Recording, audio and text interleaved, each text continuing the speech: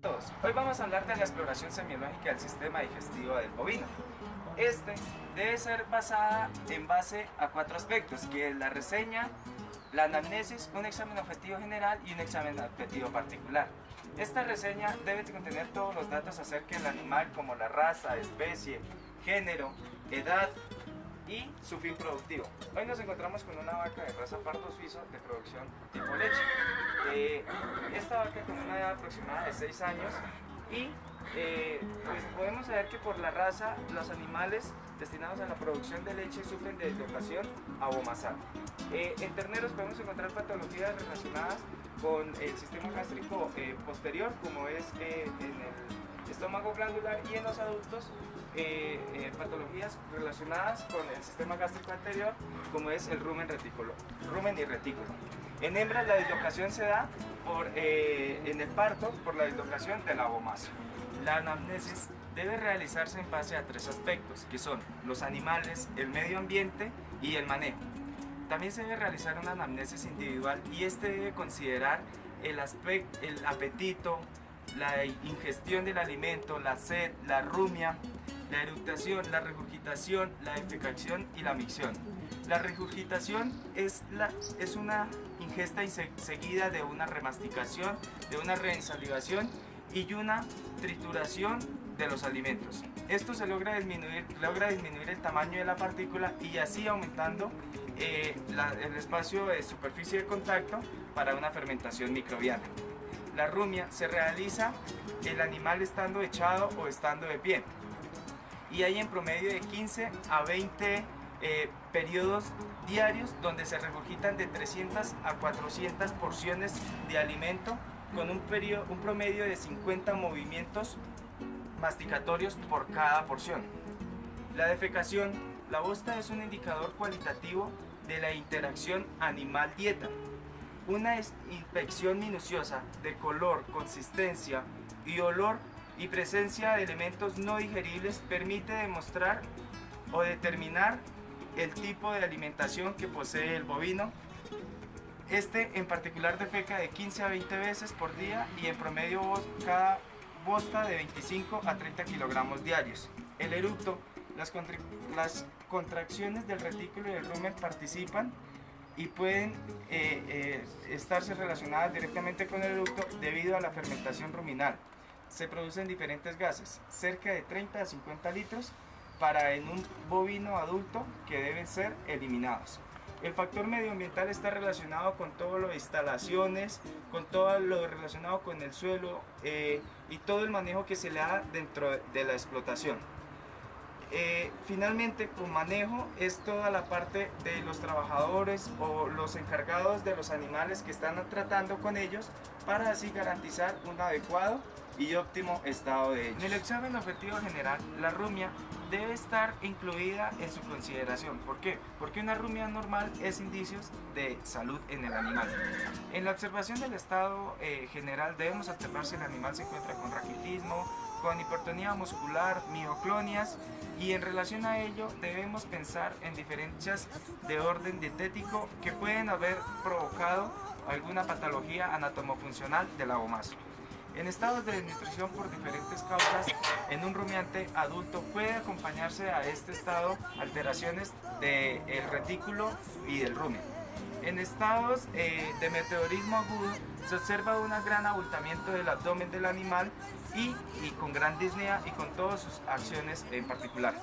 En el síndrome de cuerpos extraños, el animal presenta posiciones antiálgicas donde permanece con sus miembros abiertos, el dorso arqueado y la cabeza extendida y otras manifestaciones. En el examen externo comenzaremos a hablar de la inspección.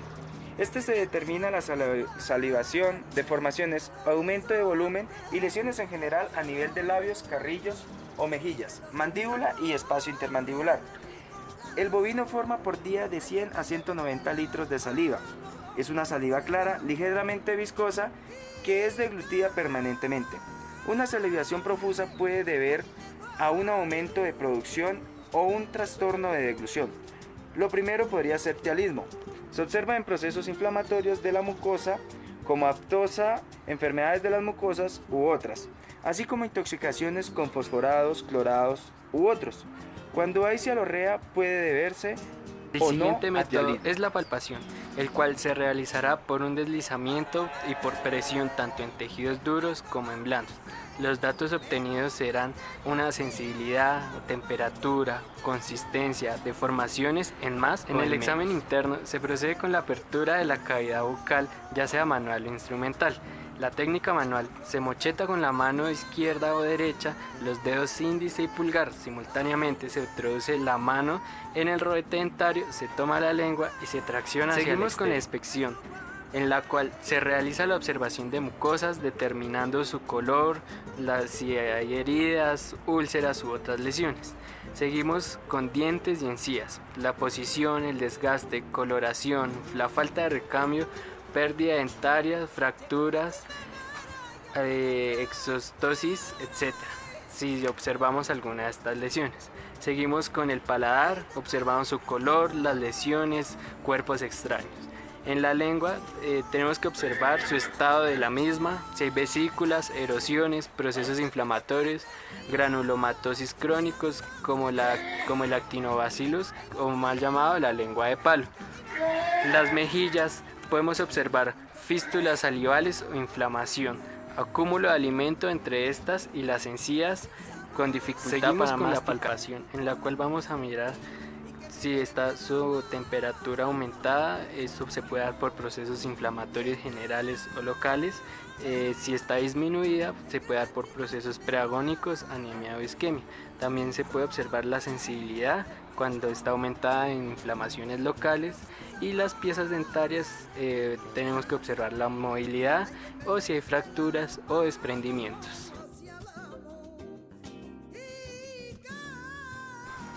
Seguimos con el examen funcional, el cual se ve la aprehensión, que consiste en la recolección o toma de los alimentos y la vehiculación de los mismos a la boca. Tenemos las etapas, que la primera es la masticación rápida, seguida de la deglución bucal y la remasticación, la cual se da durante el periodo de rumia. También tenemos que observar si hay alteraciones como luxaciones de la articulación temporomandibular con ausencia de los movimientos de lateralidad.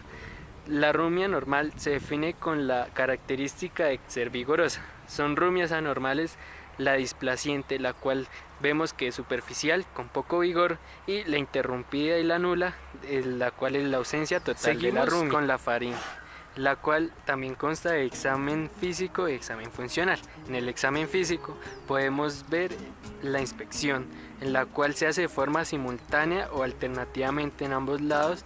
Al tiempo se observa la actitud de la cabeza, los aumentos de volumen y las pérdidas de tejido. En la palpación es una técnica bimanual. Seguimos con la palpación, la cual es una técnica bimanual, la cual es idéntica a la exploración de los linfonódulos retrofaringeos. Se determina la sensibilidad a la presión ejerciendo con los dedos de ambas manos una presión gradualmente creciente hacia la base de la lengua. Ya en el examen interno empezamos con la inspección, la cual es ineficaz en esta especie, por la gran movilidad de la lengua y la longitud es importante del velo palatino. La inspección interna indirecta es posible por técnica de endoscopia. Ya al momento de hacer una palpación se hace la introducción de la mano hasta la faringe, pero para sentir neoplasias, úlceras o cuerpos extraños.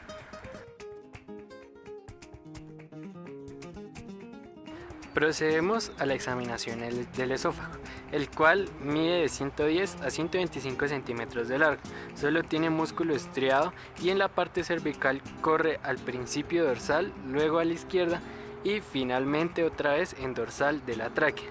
Para el examen físico es importante en todos los trastornos de la deglución, rumia y eructación. El examen externo comprende inspección, en la cual se observa la región yugular izquierda o región cervical.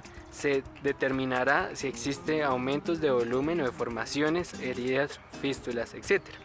Para la palpación, el clínico se colocará del lado derecho con respecto al bovino, ubicando la mano izquierda a nivel de la cruz y con la mano derecha pasándola por debajo del cuello y por medio de la yema de los dedos de esa mano realizará una palpación por deslizamiento a lo largo de la gotera esofágica. Normalmente no se palpa, no es palpable no se palpa, es explorable. En la palpación, el clínico se colocará del lado derecho con respecto al bovino, ubicando su mano izquierda a nivel de la cruz y con la mano derecha pasándola por debajo del cuello y por medio de la yema de los dedos de esa mano realizará una palpación por deslizamiento a lo largo de la gotera esofágica. Normalmente no se palpa, es explorable. Hay que buscar aumentos de volumen o neoplasias, abscesos, edemas, enfisemas, así como sensibilidad dolorosa en esta región. Al momento de la auscultación se podrá escuchar la deglución, regurgitación y el erupto. Hay que mirar el número de eruptos por hora, aproximadamente son de 17 a 20. Estos mecanismos producen un rumor fácilmente audible en la zona de la región cervical. Operación de abdomen, entonces tenemos que hay que tener en cuenta unos ítems muy importantes como son las constantes ruminales y los movimientos ruminales. Dentro de las constantes ruminales tenemos que tener en cuenta los rangos que están de temperatura, el pH y con la exploración del aparato digestivo en bovinos tenemos que decir que hay 4 cavidades importantes que son el retículo, el abomaso, el omaso, el rumen y el riñón izquierdo.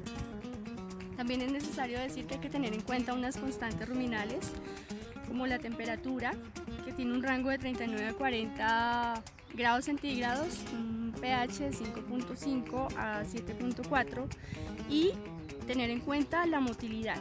La motilidad debe tener movimientos lentos para crear un ambiente adecuado de supervivencia en la microbiota.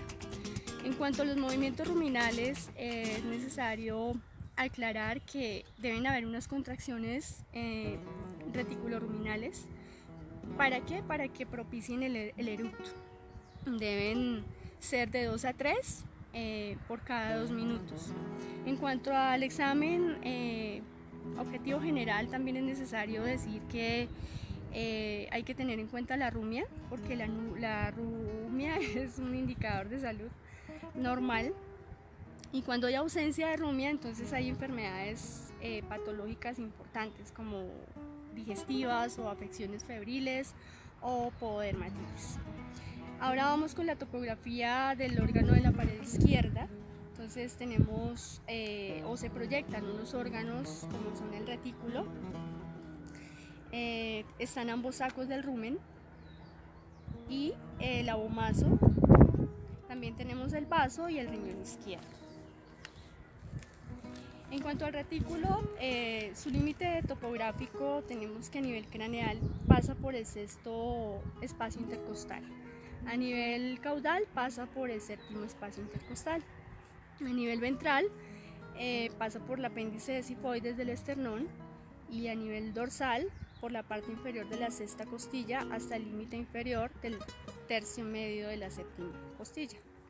Y en cuanto al rumen, va del diafragma hasta la pelvis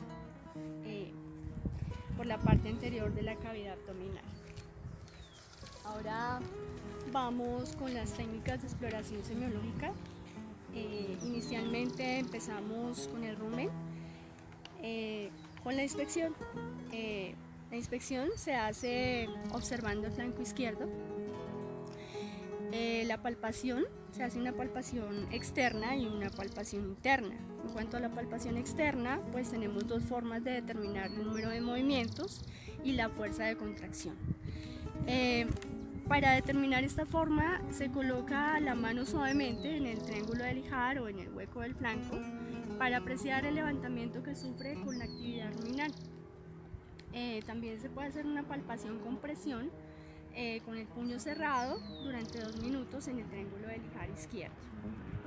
Ahí se producirá una elevación del flanco. También se puede hacer con el fonendo para percibir los sonidos como sibilancias o borborismos. El rango de movimiento va de 2 a 3 movimientos durante 2 minutos. Luego vamos con la palpación interna. Bueno, esa se hace por vía rectal por medio del braceo. La percusión se hace con puños, dándole unos golpes.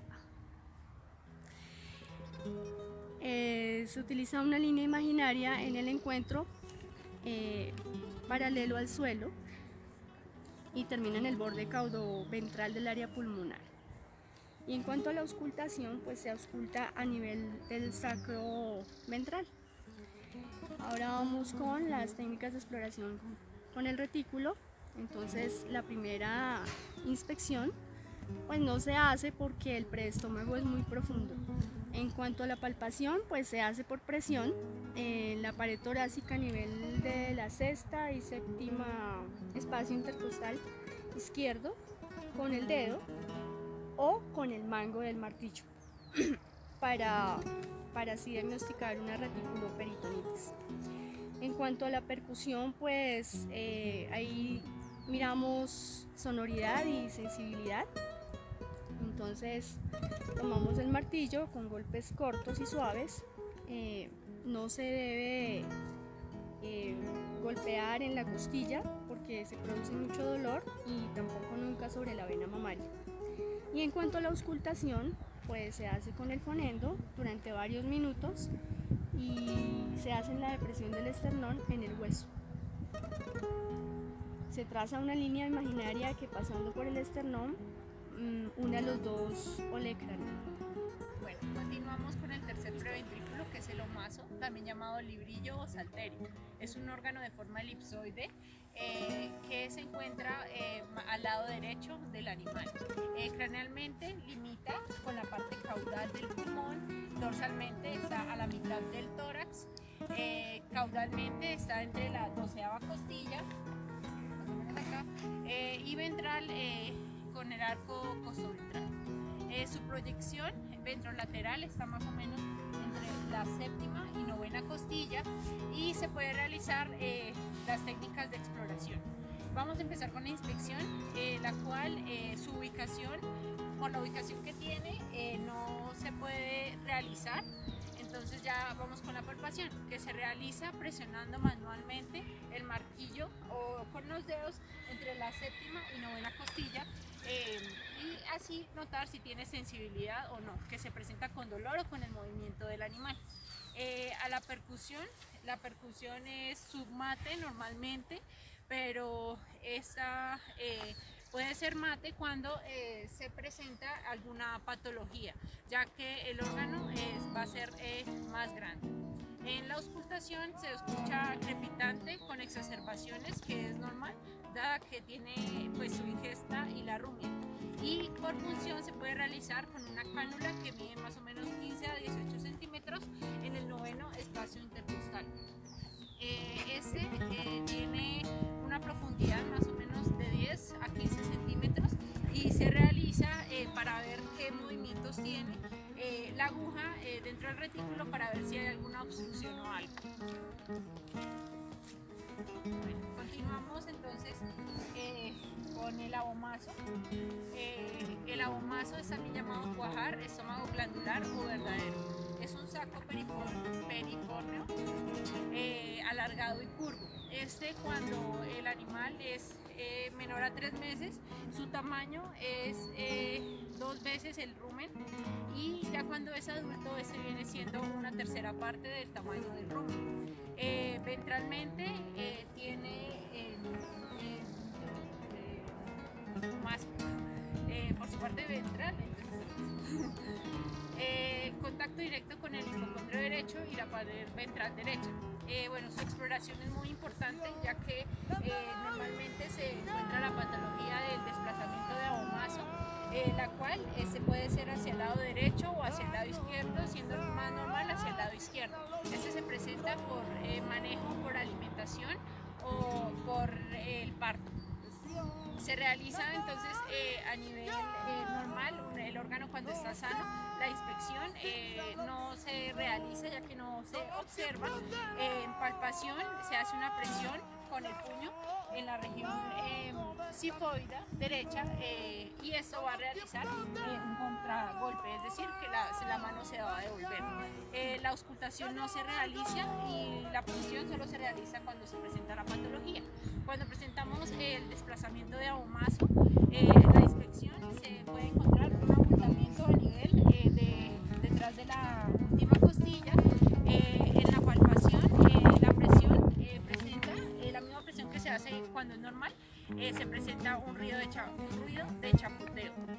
A la auscultación se va a presentar un tintoneo o una resonancia metálica, y en la punción lo que se hace es realizar donde se ve ese abultamiento, introducir una aguja y sacar el líquido para realizar una diferenciación del líquido que tiene el abomazo y el rumen y observar su pH. Intestino. La masa intestinal llena 2/3 posteriores de la mitad derecha de la cavidad abdominal, donde según el estado de plenitud del rumen, el intestino es desplazado a la derecha y en gestación se separa del piso del abdomen. A la inspección se ve la forma y volumen de la región. A la palpación, que se realiza con braceo rectal, se verifica la consistencia de la superficie, grosor y tensión de la pared, del contenido, la cantidad y consistencia, sensibilidad y presencia de adherencias, acúmulo o ausencia de heces, la percusión y presencia mediante martillo. En la región intestinal ventral se escuchará un sonido submate. Más hacia dorsal se escuchará un sonido subtimpánico. La distensión del ciego en la parte superior del ijar se escuchará un sonido timpánico. A la auscultación, los sonidos normales son borborismos sincrónicos con movimientos peristálticos. Si estos aumentan, podemos sospechar de una enteritis o una diarrea. Cuando estos están disminuidos, podemos sospechar de una constipación o atonía ruminal. Como glándula anexa, está casi por completo a la derecha del plano medio. La superficie parietal está en contacto con la pared derecha del diafragma, pero en una pequeña zona se relaciona directamente con los 2 o 3 últimas costillas y difícilmente sobrepasa en condiciones normales la última costilla. A la inspección en particular aporta muy pocos datos por las características de su ubicación anatómica. Si aporta datos importantes, la inspección de las mucosas aparentes, visto en examen objetivo general. A la palpación, se hace una palpación externa, se efectúa con una presión a punta de dedo a nivel de los espacios intercostales en la parte correspondiente a su ubicación topográfica. También esta presión se puede efectuar en forma instrumental con el mango del martillo. El dato más importante que se obtiene es el de sensibilidad. En condiciones normales no debe haber manifestación objetiva de dolor en esta maniobra. La palpación interna se puede hacer braceo rectal en la parte anterior del flanco derecho. En caso de importantes hepatomegalias puede llegar a palparse el órgano. A la percusión, la zona de percusión hepática está ubicada dorsalmente a la región de la 10ª a 12ª costilla. En su límite ventral difícilmente sobrepasa la línea isquiática, parte más ventral paralela a la columna vertebral. Dorsalmente, el límite la constituye la columna vertebral. La técnica martillo plexímetra se percute a nivel de los espacios intercostales de las costillas 10ª a 12ª. El sonido normal es mate, nunca esta matiz hepática debe sobrepasar la última costilla.